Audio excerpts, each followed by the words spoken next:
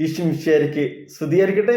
ഈശോ നമ്മളെല്ലാവരെയും സമൃദ്ധമായി അനുഗ്രഹിക്കട്ടെ. നമുക്കിന്ന് ഉൽപ്പത്തി പുസ്തകത്തിലെ 3-ാം അധ്യായത്തിലെ 15-ാം തിരുവചനം വായിക്കാം.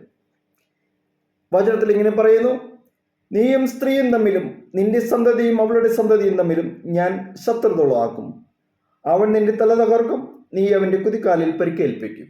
Price the Lord. പ്രലോഭനത്തിൽ വീണ തിന്മയ്ക്ക് അതീതനായ മനുഷ്യന് ദൈവം നൽകുന്ന രക്ഷയെക്കുറിച്ചുള്ള ആദ്യമായ വാഗ്ദാനമാണ് നമ്മൾ വായിച്ചു കേട്ടത്. പരാജിതനായ മനുഷ്യന്റെ പക്ഷം ചേരുന്ന ദൈവം തിന്മയ്ക്കെതിരെ സന്ധിയില്ലാത്ത സമരം പ്രഖ്യാപിക്കുന്നു. തിന്മയുടെ മേലുള്ള ആത്യന്തിക വിജയം മുൻകൂട്ടി അറിയിക്കുന്നു. ഈ വിജയം അനായാസമായിരിക്കില്ല, എളുപ്പമായിരിക്കില്ല, വലിയ വില കൊടുക്കേണ്ടി വരും എന്ന സൂചനയും പ്രവചനത്തിലൂടെ ദൈവം മനുഷ്യനെ അറിയിക്കുന്നു. നേരിനെ നുണയും നുണയെ നേരുമായി ചിത്രീകരിച്ച് മനുഷ്യനിൽ വ്യാമോഹങ്ങൾ സൃഷ്ടിക്കുന്നതാണ് പ്രലോഭനം. ഇന്നും വ്യക്തമായിട്ട് നടക്കുന്ന ഒരു സംഭവമാണത്. നന്മ മാത്രമായി ദൈവം സൃഷ്ടിച്ച പ്രപഞ്ചത്തിലേക്ക് എപ്രകാരമാണ് തിന്മ കടന്ന് എന്നും എങ്ങനെയായിരിക്കും മനുഷ്യന് തിന്മയിൽ നിന്ന് മോചനം ലഭിക്കുക എന്നും വിലക്കപ്പെട്ട കനിയുടെ കഥയിലൂടെ വ്യക്തമായിട്ട് വിവരിക്കുന്നു. ദൈവകൽപ്പനയെ തെറ്റായി വ്യാഖ്യാനിച്ച് ദൈവത്തിൽ തന്നെ ദുരുദ്ദേശം ആരോപിക്കുക, വിലക്ക് മറികടക്കുന്നതോടെ ലഭിക്കുമെന്ന് കരുതുന്ന ദൈവതുല്യതയിൽ ശ്രദ്ധ കേന്ദ്രീകരിക്കുക, ആത്യന്തികമായി സ്വയം ദൈവമായി പ്രഖ്യാപിക്കാൻ പ്രേരിപ്പിക്കുക. ഇതായിരുന്നു പ്രലോഭനം ആദ്യ മാതാപിതാക്കൾക്ക് ലഭിച്ചത്.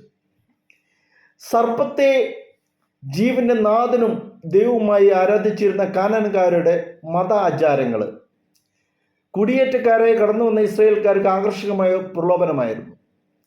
കാനാൻകാരുടെ ഉത്സവ ആഘോഷങ്ങളുടെ ഭാഗമായി അരങ്ങേറിയിരുന്ന ലൈംഗിക കേളികളിൽ ആകർഷകരായ ഇസ്രായേൽക്കാർ വിഗ്രഹ ആരാധനയിലേക്കും അതുവഴി വിശ്വാസത്യാഗത്തിലേക്കും വഴുതി വീണു. ഇതാണ് ആദ്യ പാപത്തിന്റെ മുഖ്യ കഥാപാത്രമായി സർപ്പവും സ്ത്രീയും പ്രത്യക്ഷപ്പെട്ടതിന്റെ ചരിത്രമായ പശ്ചാത്തലം.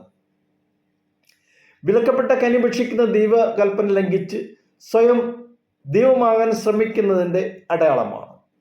എന്നാൽ ഫലം പ്രതീക്ഷിച്ചതിന് ഘടകവിരുദ്ധമായിരുന്നു. കണ്ണുകൾ തുറന്നുക്കപ്പെട്ടു, പക്ഷെ കണ്ടത് തങ്ങളുടെ നഗ്നത മാത്രമായിരുന്നു. പാപം വഴി ലഭിച്ച പുതിയൊരു അവബോധമാണത്.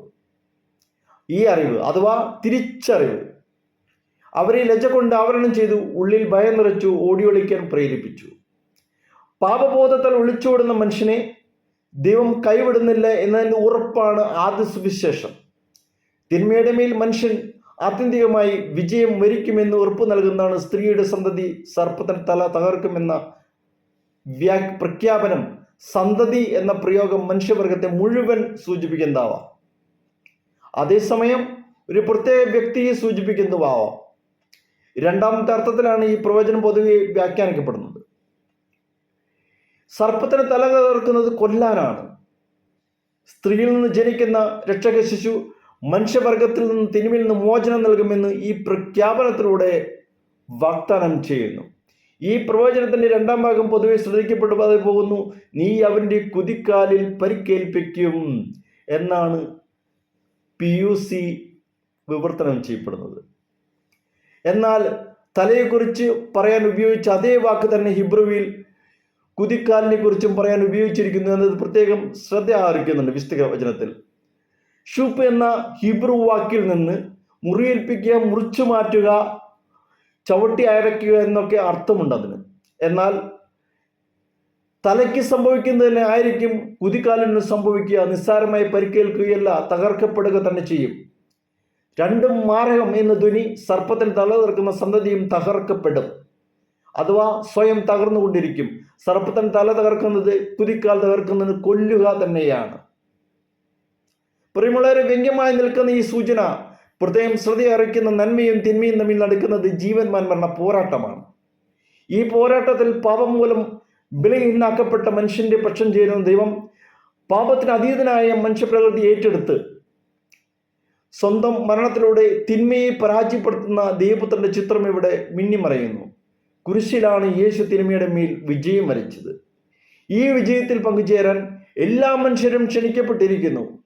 ഒന്നേ ചെയ്യേണ്ടതുള്ളൂ, കുരിശിൽ തറക്കപ്പെട്ടവൻ്റെ കൂടെ ചേരുക.